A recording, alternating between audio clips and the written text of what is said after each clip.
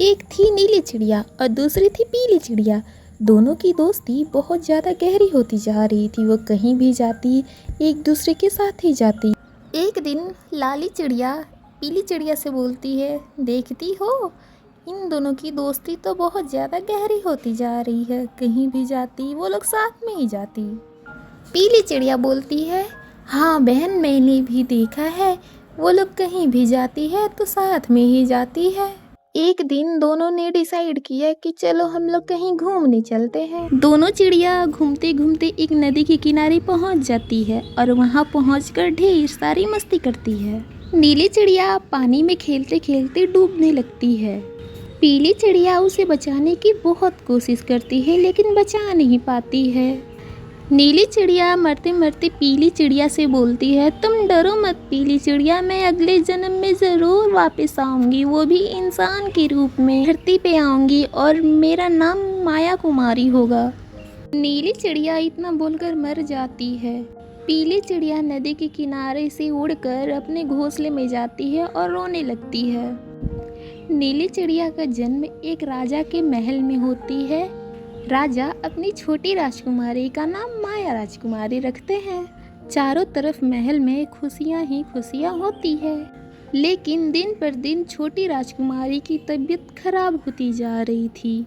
राजा अपनी छोटी राजकुमारी को ठीक करने के लिए बहुत सारे प्रयत्न किए, लेकिन छोटी राजकुमारी ठीक नहीं हो रही थी। राजा अपने मन में सोचा, क्यों न छोटी राजकुमारी की तबीयत के लिए पहाड़ पे रहने वाले साधु महाराज से पूछा जाए। साधु महाराज कोई ना कोई उपाय तो बता ही देंगे।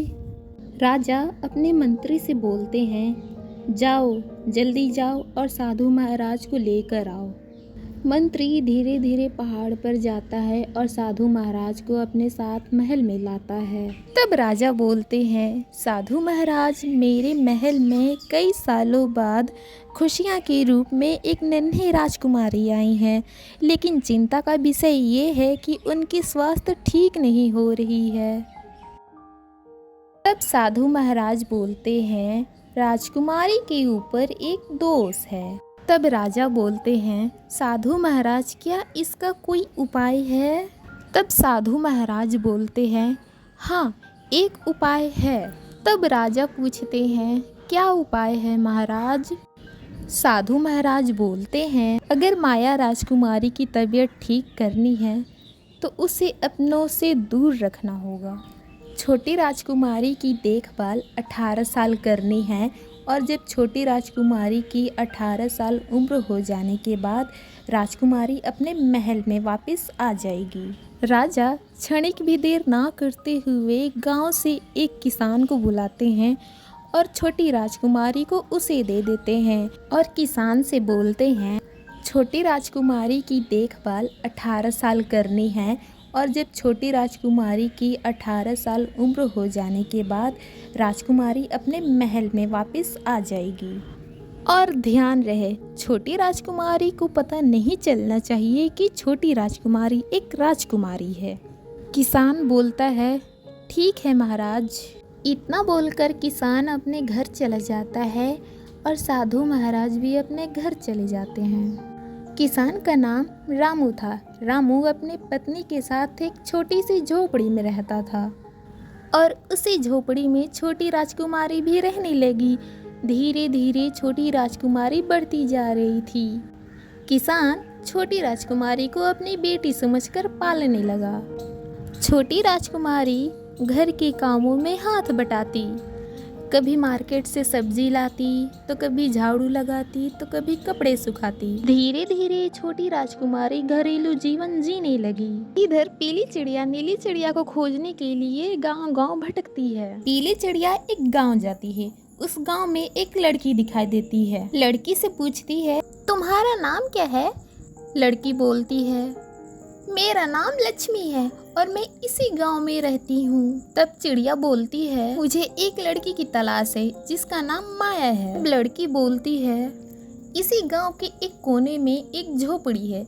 उस झोपड़ी में माया नाम की लड़की रहती है और उसके पिताजी का नाम रामू है। चिड़िया लक्ष्मी का धन्यवाद करती है और माया के घर के पास जाती है। उसके घर के पास एक लड़की दिखाई देती है।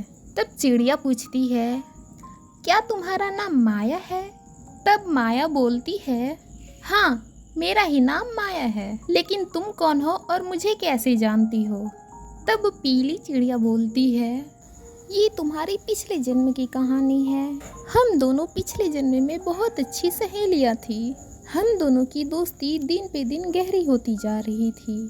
फिर हम दोनों एक नदी के किनारे गए खेलने के लिए। नदी के किनारे खेलते खेलते तुम पानी में डूब गई और डूब के मर गई और मैं तुम्हें बचा नहीं पाई। और मुझे पता था कि तुम्हारा जन्म होगा, इसलिए तुम्हें खोजते खोजते मैं यहाँ तक आ गई और अंतिम समय में मैंने तुम्हें खोज लिया। दोनों एक दूसरे के गले लगाकर रोने लगती हैं और मिलजुल के रहने लगती हैं। उसी समय एक चुड़ैल वहाँ पर आती है। दोनों के पास जाके बोलती है, मैं तुम्हें खा जाऊंगी। माया चुड़ैल को मार के भगा देती है।